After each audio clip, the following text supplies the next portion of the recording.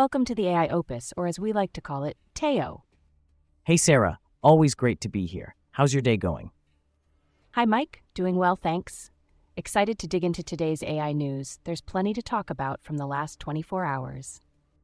Yeah, there's been a flurry of updates. Where should we start? Let's kick things off with ByteDance. They just introduced Seedream 3.0, their latest image generation model. ByteDance is claiming it actually outperforms OpenAI's GPT-4o, which is a pretty bold statement. Wow, that's a big claim. What's different about Seedream 3.0?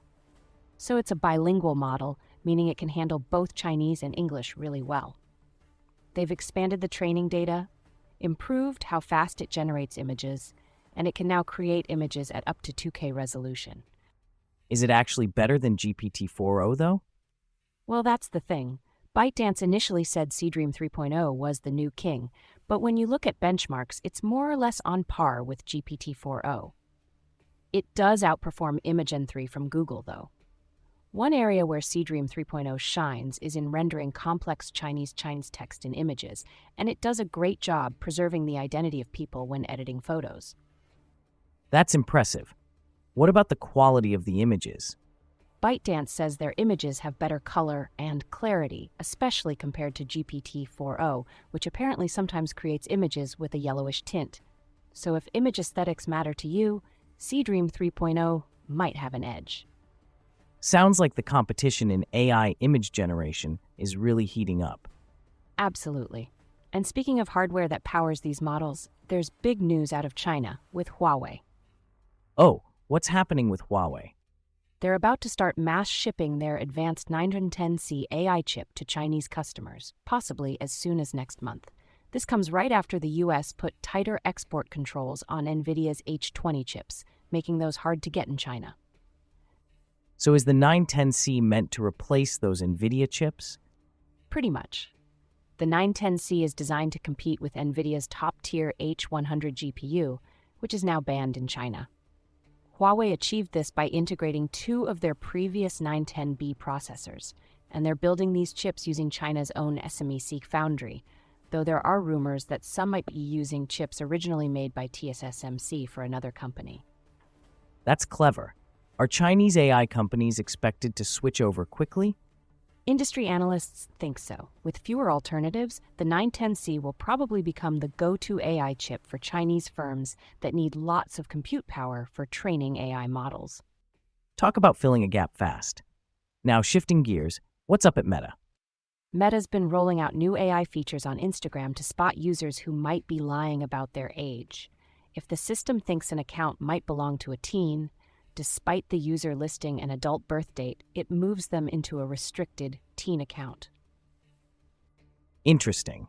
How does the AI figure out someone's real age? It looks at signals like birthday posts, how people interact, and even user reports. Basically, it's hunting for clues that don't match up with the birth date someone put in.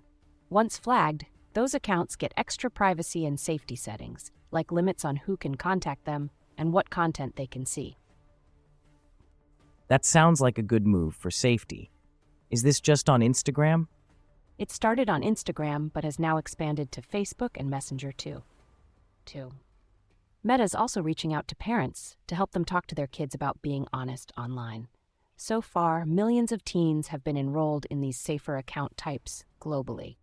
I can see why they're focusing on this. It's tough to keep young users safe. Exactly. Now, some news from Intel, there's been a major leadership shakeup. Oh, really? Who's stepping in? Intel just appointed Sachin Katti as their new CTO and the head of AI. He'll be reporting directly to interim CEO Lip Bhutan.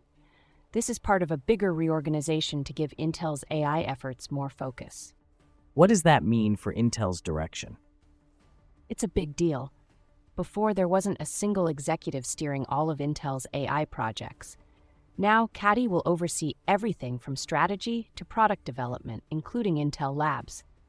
The company is also flattening its org chart so technical leaders have direct access to the CEO, and even the government affairs chief will now report to the CEO. That really shows how important policy is for them right now. Sounds like they're taking AI more seriously than ever. For sure, they're doubling down on innovation. And what about news from India? I heard something about drones. Yes, the All India Council for Technical Education, or AICTE, is teaming up with IG Drones to set up 50 drone centers of excellence across engineering colleges in India. Wow, that's a lot. What's their goal? Their aim is to train over 10,000 students every year in drone technology. The focus is on real-world applications, like agriculture, defense, and more. It's all part of India's push for self-reliance and building a homegrown drone industry. So students will actually get hands-on experience. Exactly. These centers will offer practical training, not just theory. It's a great way to integrate advanced tech skills into engineering education and prepare students for the future job market. Love seeing that kind of public-private partnership. Me too. It's a win-win for students and for India's tech ecosystem. Now, the last story is a bit concerning, isn't it? Yeah, it's about an AI doctoral student in the US whose visa status is now in jeopardy. Their CVIS record was terminated after a disputed criminal record check, even though they have no actual criminal record. That sounds stressful. Is this a one-off case?